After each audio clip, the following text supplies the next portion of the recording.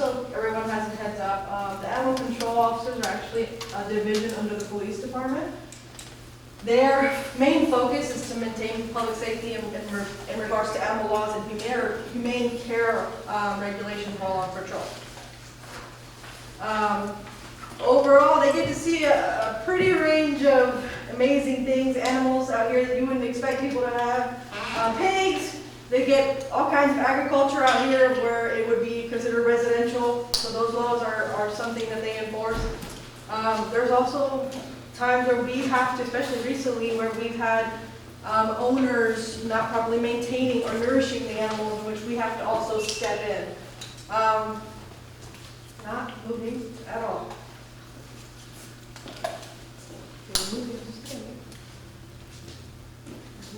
There's a button all on the side.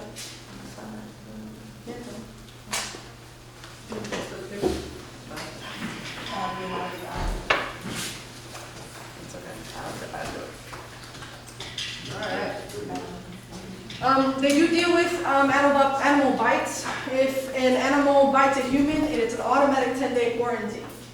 Now, if wildlife bites a domestic animal that is current on rabies, that wildlife basically will be in a 45-day confined observation. And then wildlife animals that bite a domestic animal that are not current on rabies is a 90-day confined observation. We take these really seriously. If out here it happens, they go into an immediate quarantine.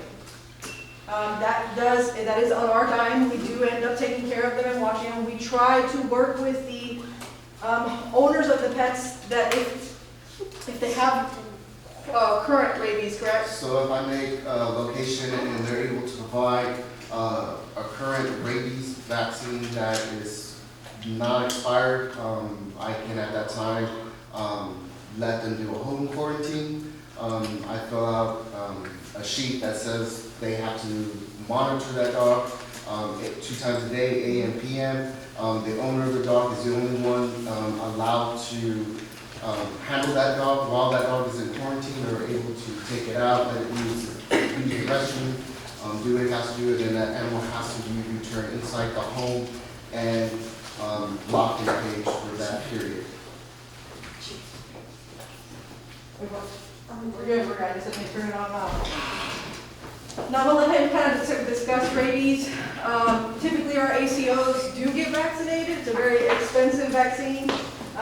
In case they do come in contact with an animal and they do get bit, that is a really dangerous place to be for our guys. So I'll let him discuss the 5 stages of rabies and the symptoms that you can find within an animal. Okay. I'm going to share this.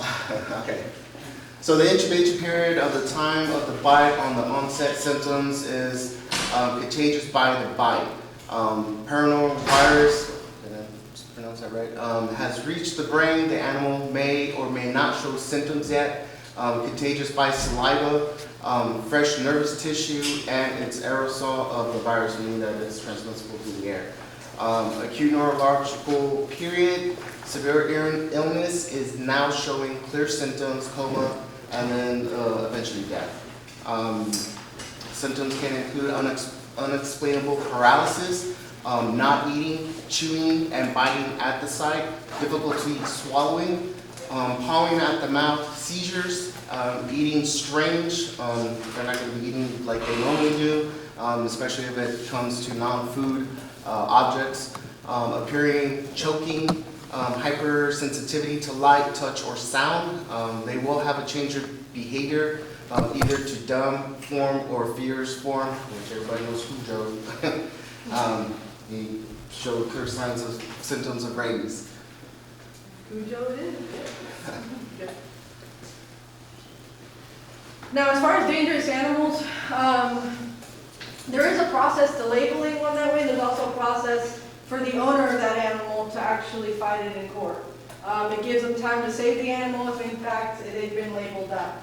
A dangerous animal is considered any animal that attacks, bites, or injures human beings or domesticated animals without provocation. That being said, without provocation. You can't just approach it, run up to it, and then expect it not to defend itself. That's not going to be considered dangerous at any point in time. Now, if you're just walking along and you're running, you're listening to your AirPods and you have your music on, this dog just comes out and starts attacking you without provocation, then at that point, that is considered a dangerous animal. The animal deemed dangerous must adhere to the following: obtain a dangerous animal license. Animals must be muzzled on walks or kept in secure enclosure. Have signage of dangerous animal on premises. So if you're warned that the Chihuahua has an attitude, okay, it doesn't hurt. Especially, that'd be nice for us cops when we walk into the door, because the Chihuahuas are the main ones that bite us. Now, we do get a lot of complaints about wildlife that are out here. We do not do anything with them. They're actually pretty good for our environment. Possums are one of them. There are certain birds and feral cats. There's good uses for them, although they annoy a lot of people. And also reptiles as well. Snakes. Certain snakes are good for our environment. We do get calls for, hey, raccoons and things like that. And those are, I don't think those are those? They are high vector for rabies. They are hard vector for rabies. They're one of the five. Now, as far as possums go, they're good for, they eat snakes, mice, rats, they eat the dead, which is good, and less than 1% can carry rabies, and that's just possums alone. Birds, they eat small mammals, they eat the dead, helps spread seeds, which is good for plant growth. Feral cats, they kill snakes. They do kill those, whether good or bad snakes, they kill anything that moves a lot of times. Rodents and birds, all alike. And reptiles, they eat bugs and rodents, which keeps that down for us. If there is a concern, we do get concerned, hey, I got a raccoon born in the backyard and he's eating, whether it's the neighbor's food or the neighbor's trash or the dog food outside, whatever it may be, he does come out to those calls, he does put out traps, and he does relocate them. It's good to not maybe leave food outside. Definitely close your lids as best you can for your trash. Don't leave anything hanging out where it's just a trash can outside or dog food. Try to make sure and get that out. They will come for food if they're hungry. Now, I don't know if everyone's heard of the parvovirus. That is the most common disease. And it is a horrible experience I've seen a dog go through. They do not eat, they do not drink, they can't keep anything down, and it is highly contagious. That dog that has the parvo disease can defecate in the grass. The next dog that doesn't have it gets too close, and now it's spreading around. Do you have anything to add on parvo?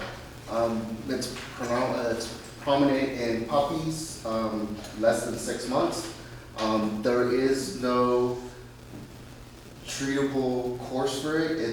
You gotta have to be vaccinated. Once they have it, there's nothing that you can give or do to ease it and get it gone.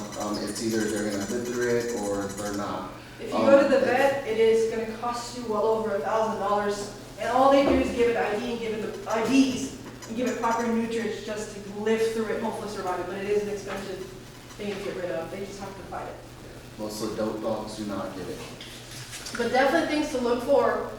They get really tired, lethargic, they're feverish, they lose their appetite, they vomit, and they have bloody diarrhea, and they stink. I mean, it's a different kind of smell on that end.